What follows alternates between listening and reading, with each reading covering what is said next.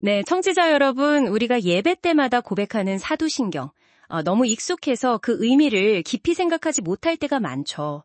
하지만 그 배경에는요, 기독교의 존립 자체를 위협했던 아주 심각한 위기가 있었습니다.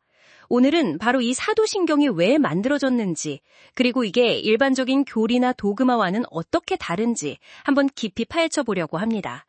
또 성경 해석의 오류가 역사적으로 얼마나 큰 비극을 낳았는지, 그리고 이 문세가 오늘날 우리에게는 어떤 의미인지 제공해 주신 자료들을 바탕으로 핵심을 짚어보겠습니다. 네, 맞습니다. 사도신경, 이게 그냥 외우는 신앙 고백문이 아니에요. 초기 기독교가 해석의 위기라는 정말 거대한 문제에 부딪혔을 때 신앙의 본질을 지키려고 필사적으로 만들어낸 그런 역사적인 산물입니다. 성경을 잘못 해석하는 게 얼마나 치명적인지, 또 왜 사도신경이 오늘날에도 여전히 중요한 기준이 되는지 이야기 나눠보면 좋겠습니다. 흥미롭네요. 해석의 위기라? 그럼 초기 교회 상황부터 좀 볼까요?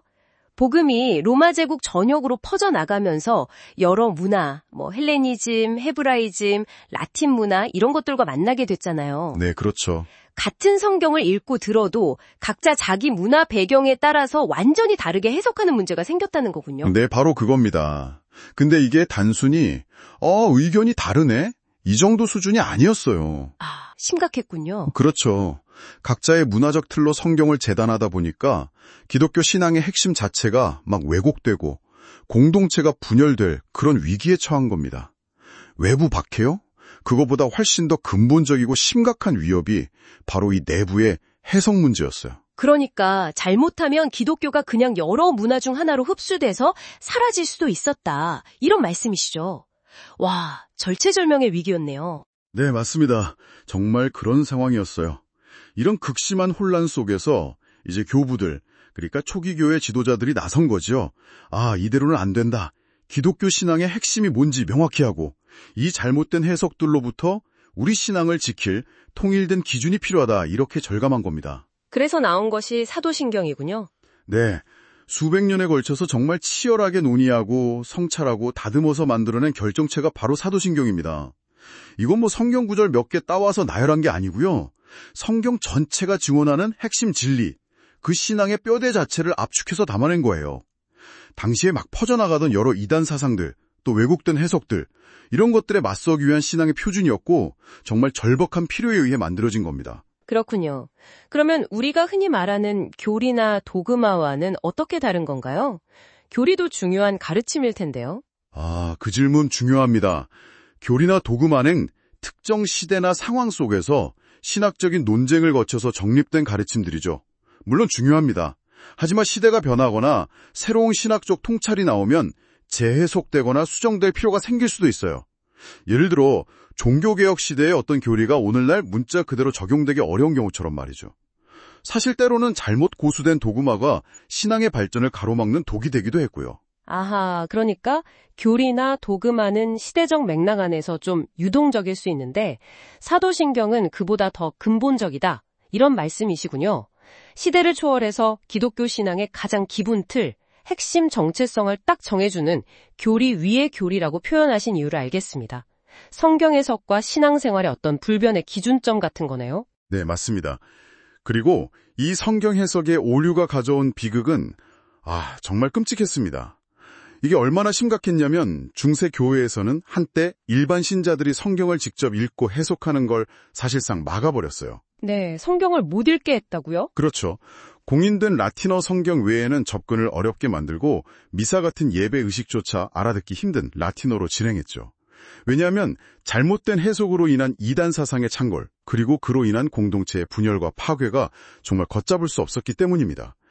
극단적인 조치였지만 그만큼 상황이 심각했다는 반증이죠. 와, 성경 해석을 잘못하는 게 그렇게까지 위험했군요. 성경 자체에 대한 통제를 해야 할 정도로요? 네, 그만큼 잘못된 해석의 파괴력이 강했다는 것을 보여주는 정말 비극적인 역사입니다. 개인은 물론이고 공동체 전체, 나아가 역사까지 얼마나 왜곡시킬 수 있는지를 극명하게 보여주죠. 성경 해석의 중요성, 그리고 그 위험성을 동시에 보여주는 정말 뼈아픈 단면입니다. 그런데 정말 놀라운 건 그렇게 심각한 역사적 교훈이 있는데도 오늘날 많은 신자들, 심지어는 일부 목회자들까지도 이 사도신경의 역사적 무게나 의미를 제대로 모른다는 겁니다. 그냥 형식적인 순서로 여기거나 심지어는 예배에서 아예 빼버리는 경우도 있다고 하더라고요. 맞습니다. 이게 그냥 예배 순서 하나 빼는 그런 문제가 아닙니다. 기독교 신앙의 핵심 기준을 망각하는 것이고 피로 쓰인 그 역사적 교훈을 그냥 외면하는 행위나 마찬가지예요.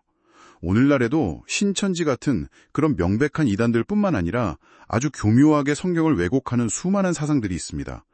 그런데 사도신경의 의미를 가볍게 여기는 건 교회가 이런 위험 앞에서 스스로 방어벽을 허무는 것과 같아요. 어쩌면 성경 해석의 중요성에 대한 경각심이 과거보다 오히려 더 희미해졌고 이 잘못된 해석의 위험은 사라진 게 아니라 더 교묘하고 복잡한 형태로 우리 곁에 존재합니다. 아니 오히려 더 심각해졌다고 봐야 할지도 모릅니다.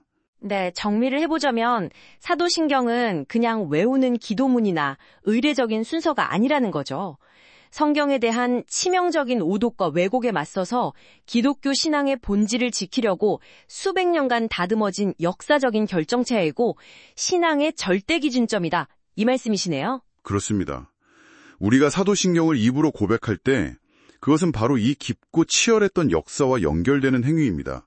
그리고 시대를 초월하는 그 핵심 신앙 위에 내가 서 있다는 것을 확인하는 것이죠. 그 의미를 알고 고백할 때 그건 더 이상 그냥 반복이 아니라 살아 숨쉬는 신앙 고백이 됩니다. 그리고 이게 오늘날처럼 혼란스러운 가르침이 넘쳐나는 시대에 우리 자신을 지키는 강력한 힘이 될 겁니다. 마지막으로 이런 질문을 한번 던져보고 싶습니다. 비단 종교 영역이 아니더라도요.